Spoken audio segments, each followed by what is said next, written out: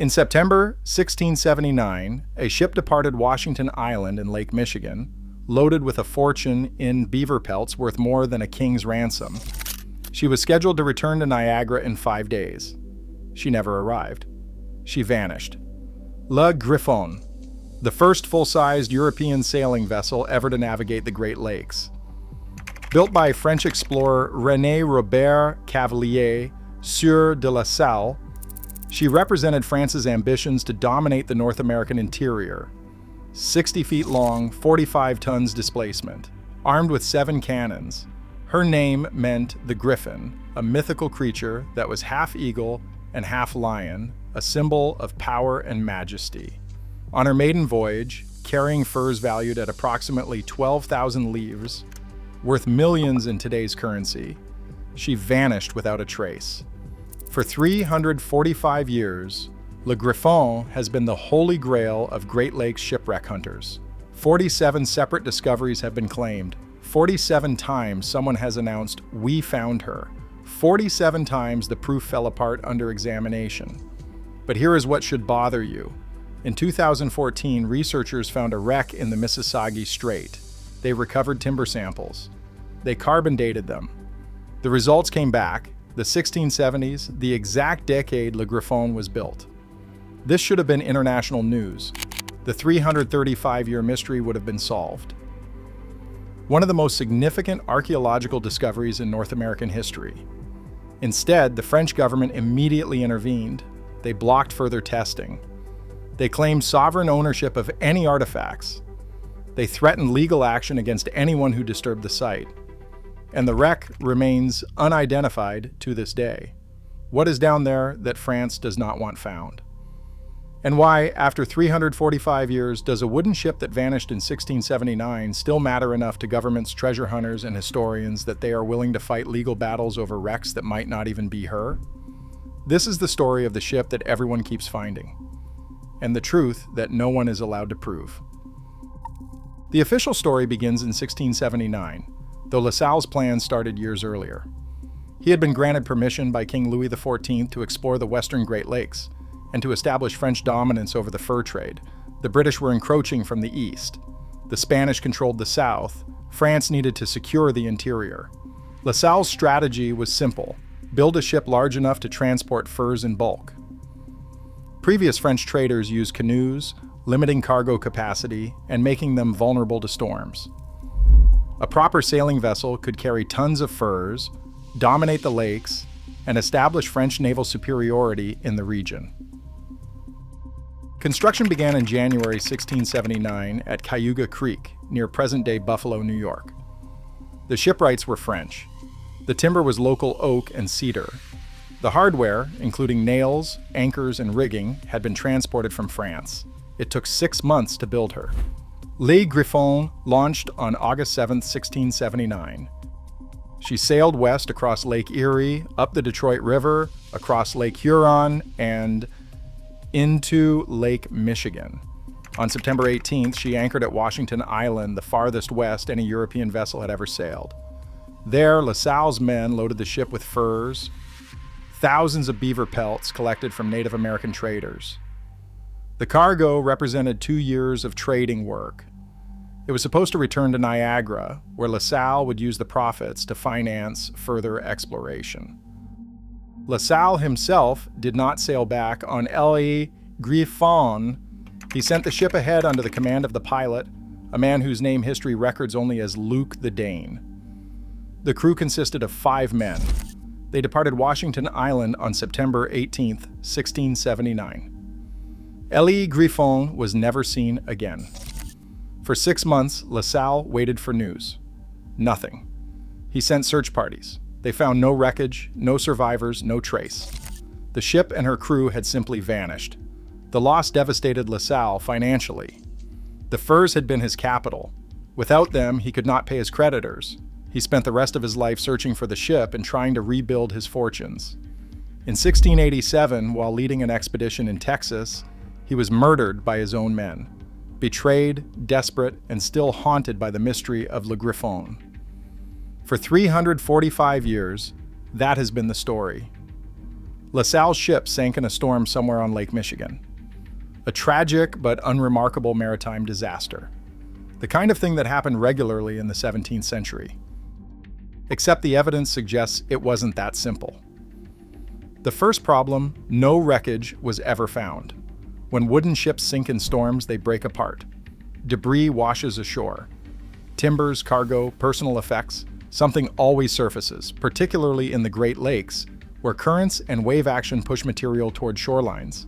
But nothing from Le Griffon was ever recovered. Not in 1679, not in the years immediately following, not in the centuries since. The second problem, Native American accounts suggest the ship didn't sink in a storm at all. Father Louis Hennepin, a Franciscan missionary who sailed with LaSalle, recorded Potawatomi oral traditions about Le Griffon. He recorded stories that sounded very different from a simple storm. According to these accounts, the crew mutinied shortly after leaving Washington Island. They murdered Luke the Dane, divided the furs among themselves, scuttled the ship to hide the evidence, and fled. The Potawatomi claimed to have seen smoke rising from a ship burning near the entrance to Green Bay. They said they found white men living among native communities in the area, French-speaking men who arrived suddenly in late 1679 and had valuable furs to trade. If this account is accurate, Le Griffon wasn't lost to nature. She was destroyed by her own crew. A crime, not a disaster. But there is a third possibility that historians find even more intriguing. Le Griffon may have made it farther than anyone thought.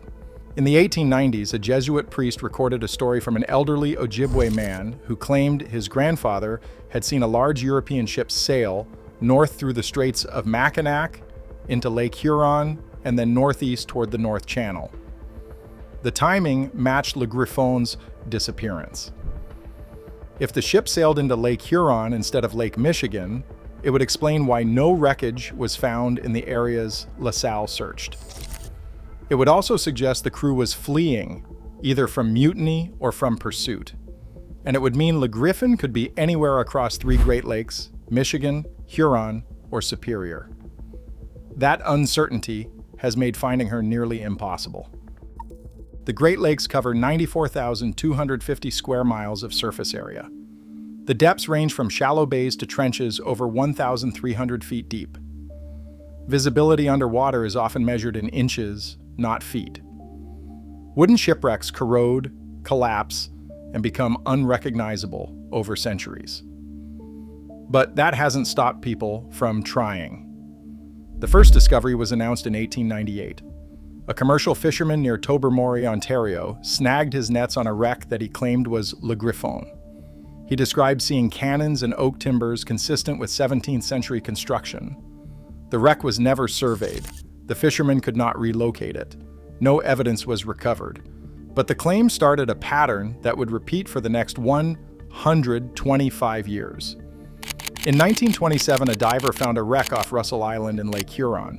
He claimed it was Le Griffon. Newspapers ran headlines. Historians arrived to investigate. The wreck turned out to be from the 19th century. In 1955, there was another discovery near Escanaba, Michigan. The result was the same. The wreck was from the wrong era. In 1971, a wreck off Poverty Island was claimed to be Le Griffon. The investigation was inconclusive. In 1989, a wreck near Manitoulin Island was claimed to be Le Griffon, but it was the wrong ship.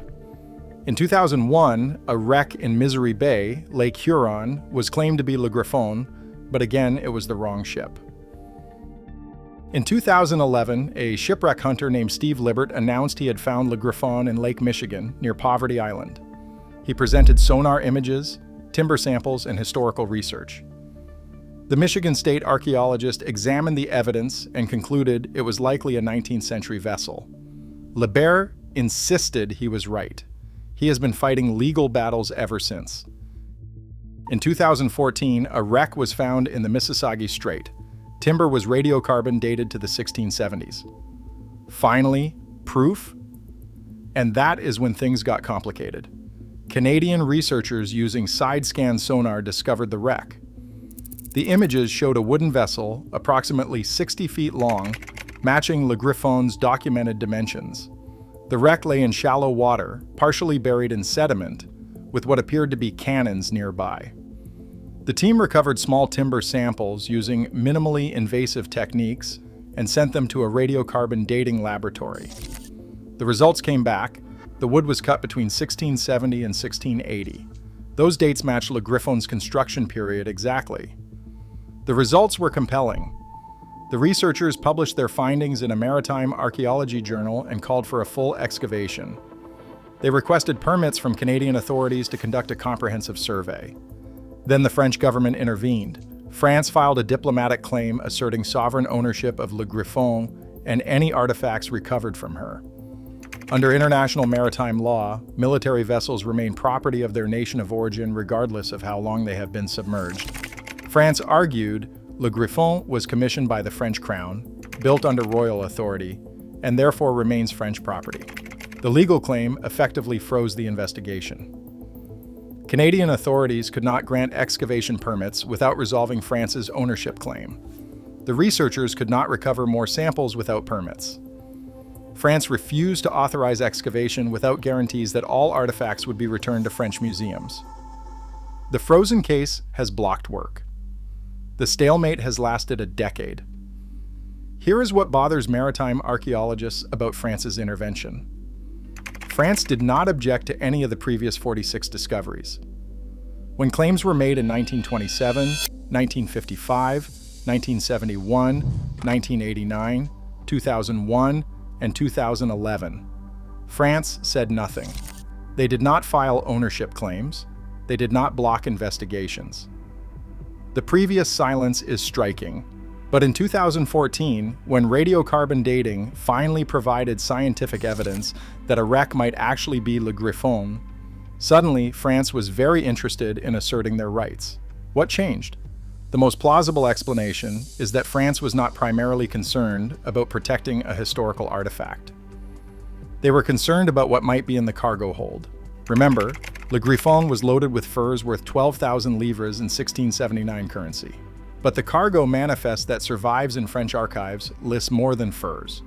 It mentions trade goods, equipment, and materials for the mission. What materials the manifest does not specify.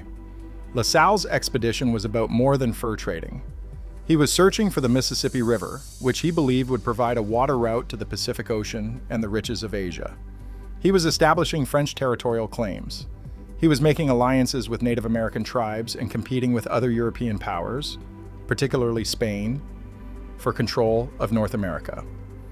Some historians believe Le Griffon was carrying documents, maps showing French territorial claims, treaties with Native American nations, and letters of authorization from King Louis XIV. Those are the kinds of materials that would establish French legal claims to vast territories. Documents like these would be powerful. If those documents exist, and if they are still legible after 345 years underwater, they could have modern legal implications. Native American tribes have used historical treaties in land claims cases. Governments have cited colonial-era documents in territorial disputes. France might not want those documents becoming public without controlling their interpretation and use, or perhaps the cargo included something else entirely. There's a darker possibility that researchers discuss quietly at conferences. Le Griffon might have been carrying gold. In the 1670s, France was at war with Spain and the Netherlands. The French treasury was strained, and gold was desperately needed to finance military operations. Gold would explain a sudden shift in interest. North America, particularly the areas around the Great Lakes, was rumored to have gold deposits.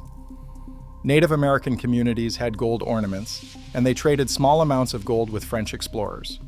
La Salle was obsessed with finding the source of this gold. He believed there were major deposits somewhere in the interior. What if Le Griffon's cargo included gold samples? Not enough to make the crew rich, but enough to prove that major deposits existed, and enough to justify sending mining expeditions. If gold was aboard, and if it is still in the wreck, it belongs to whoever can legally claim salvage rights. France wants to ensure it is them, not treasure hunters or Canadian authorities. The legal battles over Le Griffon are not just about history. They are about money, territorial claims, and national pride. Meanwhile, the shipwreck hunters keep searching. Steve Libert, the man who claimed to find Le Griffon off Poverty Island in 2011, has spent over 30 years and hundreds of thousands of dollars investigating the site. He has faced lawsuits from the state of Michigan, challenges from academic archaeologists, and ridicule from skeptics, and he has accumulated evidence that is harder to dismiss than previous claims.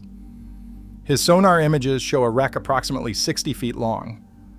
The timbers appear to be hand-hewn, consistent with 17th century construction. Metal artifacts at the site include items that could be cannons or anchor stocks. In 2018, he recovered a small bowsprit timber using a robotic arm, and he carbon dated it. The results were from 1670 to 1680, the same date range as the Mississauga Strait wreck. Libera claims this proves his site is Le Griffon. Archaeologists argue it only proves the timber is from the right era, which is not surprising since dozens of ships from that period sailed the Great Lakes. But here is the part that makes his claim interesting. When Libera tried to get permits for full excavation, the French government intervened again. They filed the same ownership claim, and they demanded the same control over artifacts. If the Poverty Island wreck is not Le Griffon, why does France care? There are now two sites, Mississauga Strait and Poverty Island, that have carbon-dated timber from the 1670s, match Le Griffon's approximate dimensions, and have attracted French government intervention. Either both are Le Griffon, which is impossible. Both are different ships from the 1670s, which is unlikely given how rare such vessels were, or France knows something about Le Griffon's cargo that makes them want to control any wreck from that era in case it is hers. Online communities dedicated to Le Griffon are convinced it is the third option. The theories range from plausible to fantastical. Theory 1. Le Griffon carried documents establishing French claims to the Mississippi River Valley, the Great Plains, and potentially the Pacific Northwest.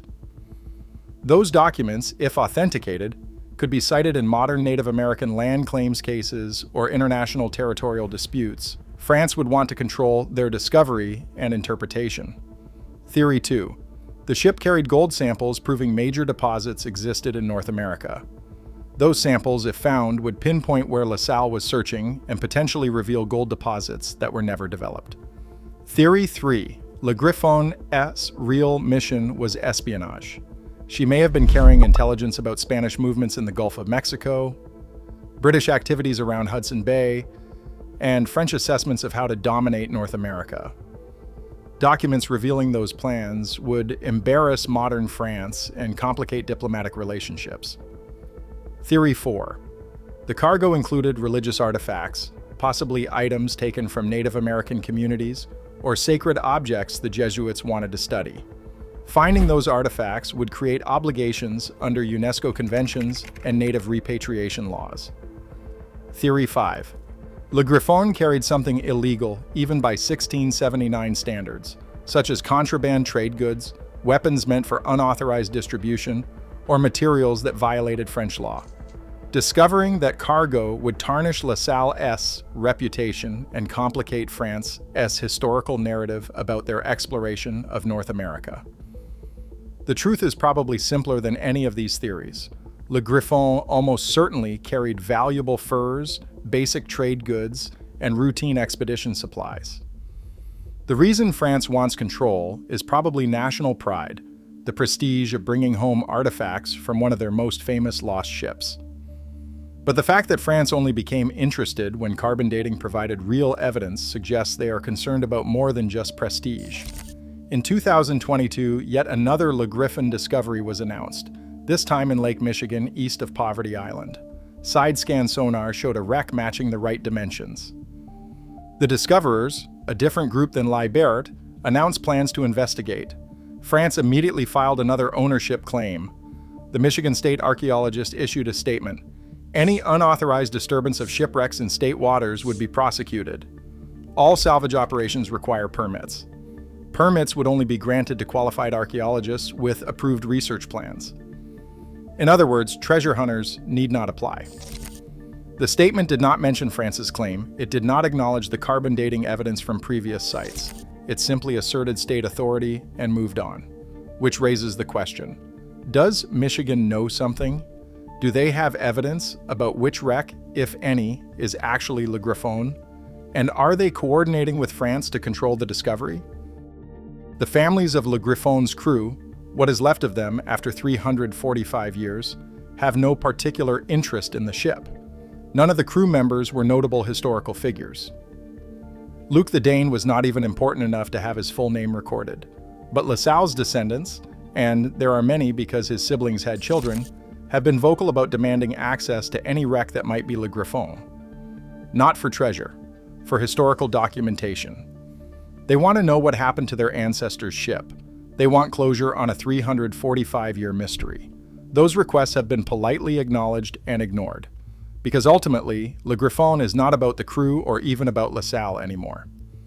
It is about what the ship represents: French colonialism in North America, the fur trade that built fortunes, the territorial claims that shaped the continent, and the historical narratives that nations prefer to control. Every government wants to write their own history. They want to choose which stories get told, which documents get published, which artifacts get displayed. Finding Le Griffon means potentially finding evidence that contradicts carefully managed historical narratives. Better to keep the mystery alive than risk discoveries that complicate the preferred version of events. As of 2024, there are at least 4 active Le Griffon sites being investigated. Mississauga Strait, carbon-dated timber, French ownership claim, investigation frozen. Poverty Island, Liberat site, carbon-dated timber, French ownership claim, legal battles ongoing.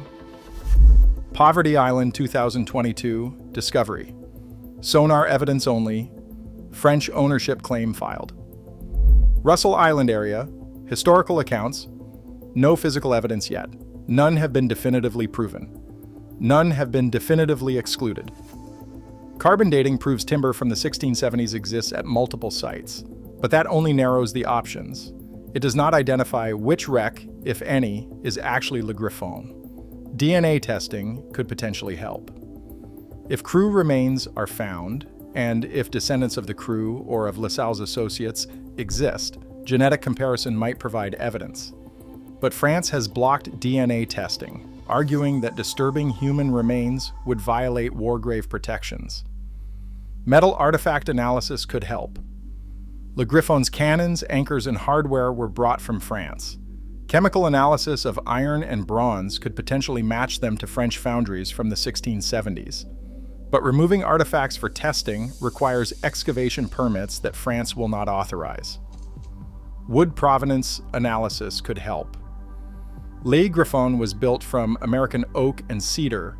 Dendrochronology, tree ring dating, could potentially identify where the timber was cut and confirm whether it matches the Cayuga Creek area where she was built. But that requires larger timber samples than the small pieces recovered so far.